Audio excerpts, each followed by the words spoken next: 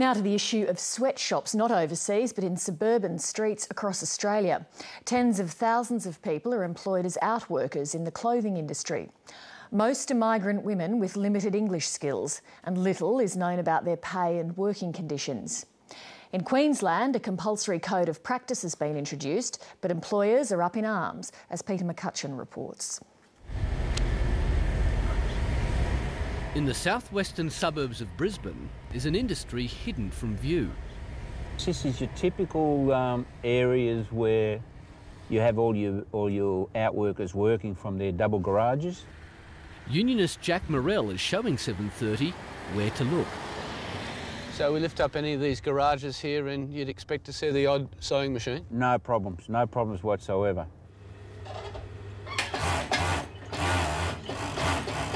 Outworkers simply don't advertise. And this is fairly typical, isn't it? Hi, how are you? I'm fine, how are you? Good. We're introduced to an outworker who doesn't want her face on camera. She and her husband have invested tens of thousands of dollars in equipment and material to work from home. During a week, how many hours would you work? About how? 12 hours? Day, yeah. 12 hours a day, Yeah. 7 days a week. Yep. A short drive away, we're introduced to another outworker. He's also a Vietnamese immigrant who doesn't want to appear on camera, fearing reprisals from his employers. It's a fairly cramped space. Yeah, this is your typical backyard sweatshop. The outworker spoke to 730 off camera and agreed to let us film his workplace. Now, the person who owns this property told me he gets paid about $10 an hour. $10 to $11 an hour. And how does that relate to the award? Well, it's about $7 lower than the award. I've spoken to one outworker who estimates he gets paid about $10 an hour, well under the award rate. Is that atypical? Well, look, $10 an hour, they're obviously still doing it.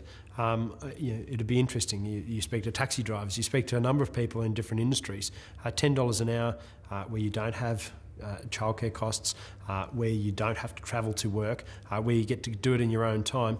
For some people, that is obviously a choice that they make. David Goodwin heads the Queensland Chamber of Commerce and Industry. While the Chamber acknowledges much of the outworking industry is hidden, it's sceptical of union claims about widespread exploitation. Look, it's not something that raises its head every day of the week, and there's no real evidence of it happening. To say that it wasn't happening would be hard as well. Now, the Queensland Government has attempted to get around this lack of transparency in the industry by introducing a compulsory code of practice. This came into effect at the start of the year, is based on similar laws in New South Wales and South Australia, and requires business to report all outworkers involved in the production chain. It involves a reporting process in relation to anyone involved in a transaction in the production or supply or retail of clothing in Queensland. But employer groups say this is unnecessary and expensive red tape. We would caution that this legislative change that's on its way, that it's working its way through industry, will ultimately wind up hurting outworkers and not helping them. In what way? In the sense that if you add too much additional cost to the supply chain of what outworkers do to the final garment cost, you'll push the last of the industry offshore. Look, I make no apologies for standing up for vulnerable workers in Queensland. Shonks and spivs who run sweatshops in Queensland have no place in the clothing industry. The union says. The Queensland minister responsible for these new laws is Cameron Dick. He says the Code of Practice attempts to shed some light on what is a hidden industry employing up to 30,000 people in Queensland alone.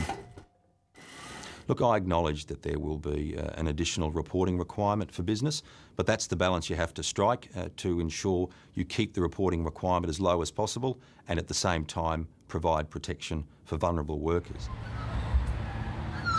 The complexities of this chain of production in the clothing industry were observed by 730. Unionist Jack Morrell approaches an outworker who is picking up partly completed clothing from a contractor to a national company. A man, who later identified himself as Mr. Hung Tan Lee, emerges from the house and an argument follows. They're giving work out to backyard outworkers with no prices on it, and it's all been done illegally. And is this being done illegally, or? Why not? But he just wants to see the owner, but owner away. What they do, they get the contract, they cut it in here, and then they give it to poor people like him, outworkers, to sew it for shit money. They get paid peanuts, and they make all the money. Oh. And you said that's not the case? I have no idea. I said, no, nothing. Just wait for owner to come back. You don't know. Okay. Mr Lee later told 730 that he could say on behalf of the contractor that all their outworkers receive award payments, but the contractor was not aware of the new code of practice. 730 has also contacted the company behind this chain of production, sportswear manufacturer Cougar. The company's chief executive, Kim Brandt, also could not confirm Cougar was compliant with the new Queensland code, but said in a statement, I am confident that all my contractors are paying their outworkers the award rate and more. I've made it very clear to them the consequences should they not be paying the correct amount.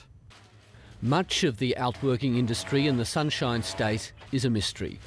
This means the workers are potentially vulnerable to exploitation, although opinions remain divided on just how far that exploitation goes. Isn't the point of these regulations to shine a light on what is a hidden industry?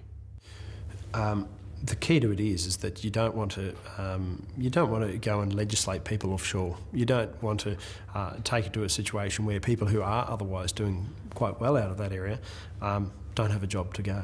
It's about ensuring across the chain and across the system that everyone gets a fair day's pay for a fair day's work, and I'm very pleased to be part of a government that is trying to protect some of Queensland's most vulnerable workers. Peter McCutcheon reporting.